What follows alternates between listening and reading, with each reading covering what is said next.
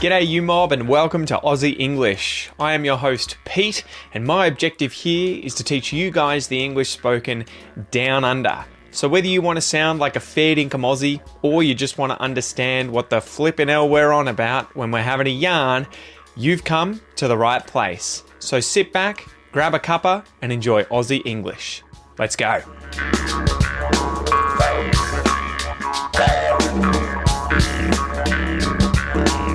G'day you mob, how's it going? Welcome to this episode of Aussie English, the number one place for anyone and everyone wanting to learn, you guessed it, Australian English. So guys, how's it going? Sorry again for missing the episode last weekend. It had been a full-on week.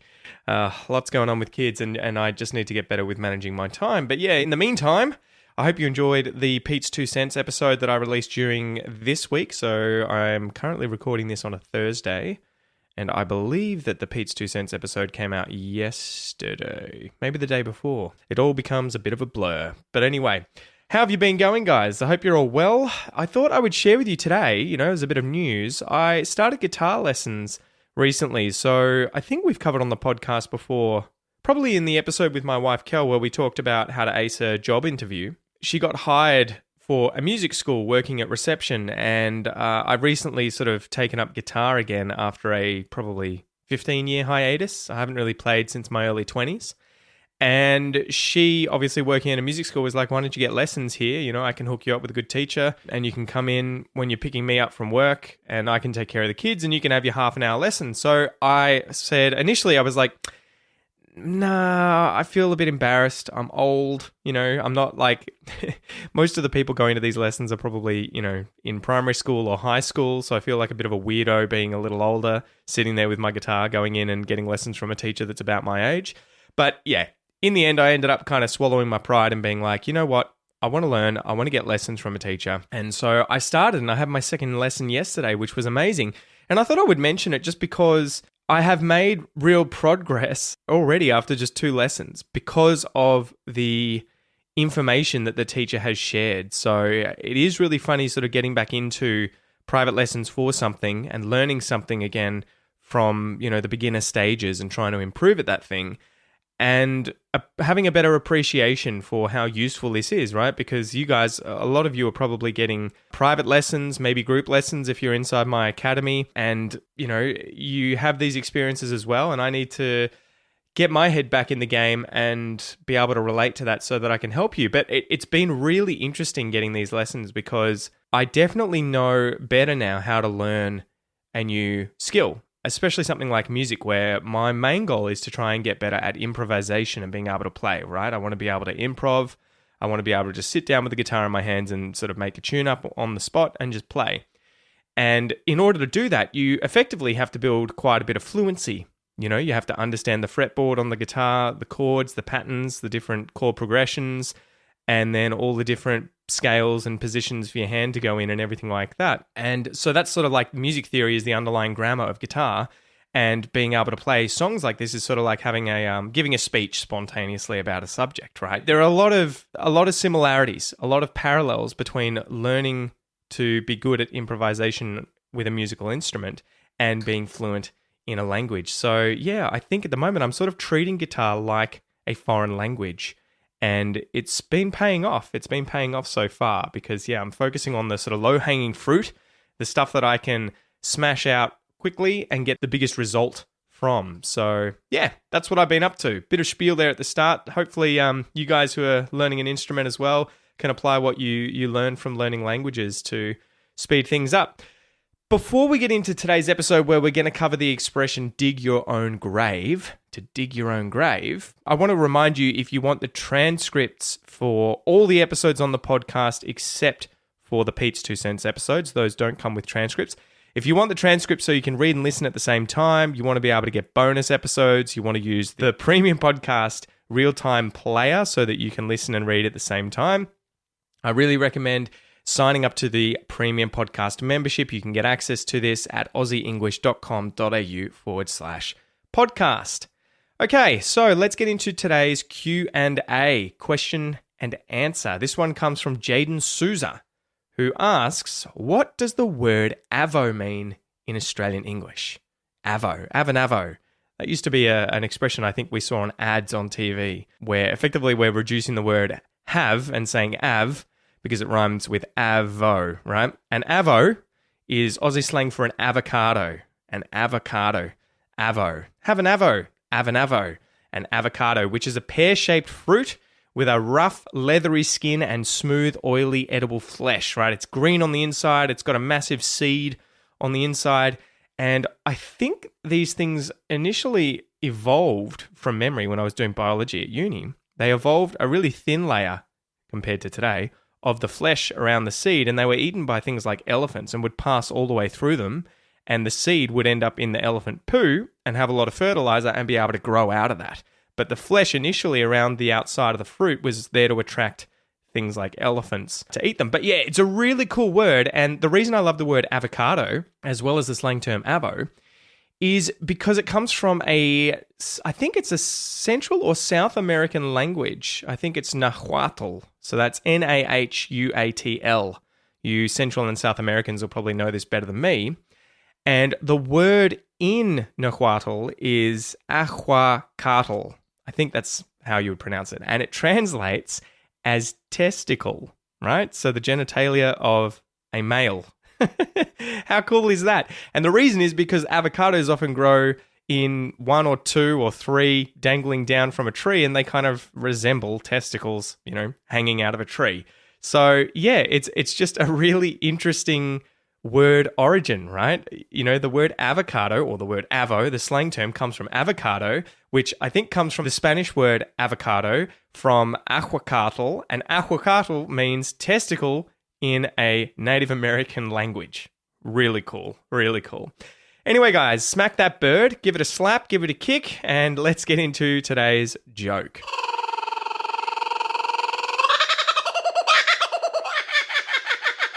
All right, so I've tried to connect this to the Q&A section we just went through. All right, so here's the joke. What kind of exercise do avocados do best? What kind of exercise? Can you imagine some avocados doing some exercise? Maybe rolling on a treadmill or something? What kind of exercise do avocados do best? Are you ready for this? Avocardio. Avocardio. So cardio is the short slang term, I think used everywhere in the English-speaking world. It's short for cardiovascular exercise, right? And if you do cardiovascular exercise, it's usually things like running or cycling, things that require you to move a lot and breathe heavily and everything, and it's getting the blood flowing all throughout your body. Your heart rate peaks, your breathing goes up, cardiovascular, right? Cardiovascular system, so your blood system in your body. Cardiovascular exercise is that which gets the blood moving, right? Cardio.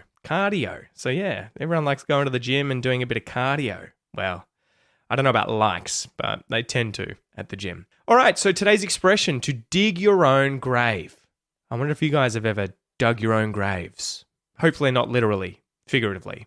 So before we get into this expression, let's go through the words in the expression. We'll then go through the meaning, its origin, some uses, and a pronunciation exercise, and then we'll finish up with a little clip from an Aussie TV show or film. Okay, so to dig. To dig, this is to break up and move earth with a tool or machine or with hands, paws, or your snout. Obviously, if you're an animal that has a snout, something like a pig or a dog. So Daryl dug a hole, right? If you've seen The Castle, the movie, Daryl dug a hole, right? It's filling with water, Dad. So the son goes into the backyard and starts digging a hole and hits a pipe, and it starts filling with water. But yeah, most Aussies all know that. Daryl dug a hole. He dug a hole. The dog dug up his bone to finish eating. Right? Dug something up. He dug it up to dig something up. We can turn it into phrasal verbs as well. So your, second person possessive pronoun. This is almost in every second expression episode, right? This is your house. It's not my house. It's your house. That's your dog. It's not his dog. It's your dog. Own. This is something that belongs to a person or the thing that's mentioned, right? This is his own work. He did this work. He, wrote this essay. It's his own essay. It's his own work. Grave. A grave. This is a hole that is dug in the ground to receive a coffin or a dead body typically marked by a stone or mound, so a grave. The zombie woke up and he dug his way out of the grave in search for brains, right? That's unpleasant. Okay, so if you dig your own grave, you can imagine yourself, right, being forced to dig your own grave by the Italian mafia back in the early 20th century. You know, they're getting you to, here's a shovel, dig your own grave, mate. So that would be the literal sense, right? Digging a hole in the ground that you will be buried in. But we use this figuratively to mean that someone has behaved in a way that has caused them to lose or fail, right? So to get yourself into serious trouble, you've dug your own grave. It's kind of like you have caused your own demise. So to cause serious problems for yourself in the future, you've dug your own grave. So the origin of this, I looked this up and I was trying to work it out. Apparently, to dig your own grave is a biblical proverb, so a proverb from the Bible. And I'll see if I can read this out. I think this is from the King James Bible. Whoso diggeth a pit shall fall therein. Whoso diggeth a pit shall fall therein. So this is archaic English, which effectively means whoever digs a pit is going to fall into it, right? Whoever digs a hole is going to fall into it. So whoever digs a hole will fall into it first, right? Obviously, the phrasing has changed over the years and become the more modern, whoever digs a grave falls into it. To dig your own grave is the expression that we would use here. But yeah, it's kind of cool, right? It's the idea of just facing the consequences of your own actions, to dig your own grave. To dig your own grave. So let's go through some examples of how I would use this expression in everyday English. So example number 1. An example might be that my wife wants to go on a date night with me, right? This may or may not be true. So imagine that my wife sends me a text and she's like, look, we need to organize something, just you and I. We can put the kids over at Nana and Grandpa's house for the night or something, and we'll go out and do something. So, you know, we haven't been out in ages, and she wants to catch up for some quality time together. So maybe she's booked a restaurant for us to go and eat at. Anyway, the night comes, and I decide, you know what, I'd actually prefer to stay home and watch the soccer match on TV. I might do that instead. Is that all right? But you still go to the restaurant, Kel. You know, if you want to eat at the restaurant, you go there. I don't want to stop you. You know, clearly, if I said something like that to my wife, I would be digging my own grave. I would be in serious trouble. I would be causing a huge problem for myself, and I would have to deal with the consequences, which would probably not be good, right? I would have dug my own grave. Example number 2. Imagine you're looking for a job and, you know, you apply to anything and everything, even certain positions that you're not necessarily qualified to get. So maybe you embellish your CV, your curriculum vitae, your resume a little bit, and add a few extra points in there saying that you have experience that you don't necessarily have. And all of a sudden you find out that you have been hired as a lion zookeeper at the Melbourne Zoo. Your heart sinks. You know, you realize that you've accidentally applied for a job that you have no experience doing. You have absolutely no idea how to take care of lions. But you're like, you know what? I still need to make some money, so what's the worst thing that can happen? So you turn up to work, and you pretty quickly are found out to be a fraud, right? To have lied on your resume. They pretty quickly work out that you are not indeed a lion zookeeper when you accidentally head over to the elephant enclosure thinking that the elephants are the lions. So you've dug your own grave.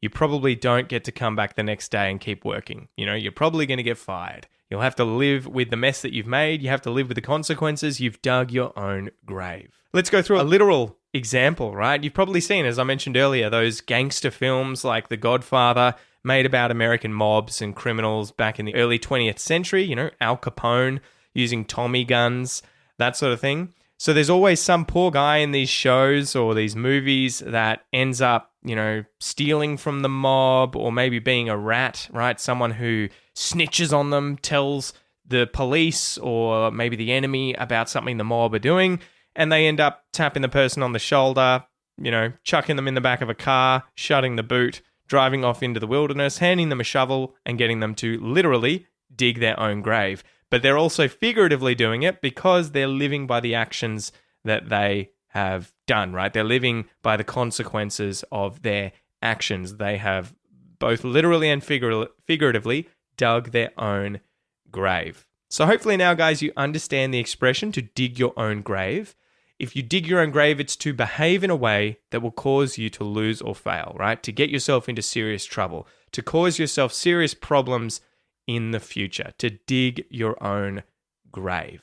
So as usual, guys, let's go through a little pronunciation exercise. So this is your chance to practice your speaking out loud and work on your Australian accent. Are you ready to go? Let's do it.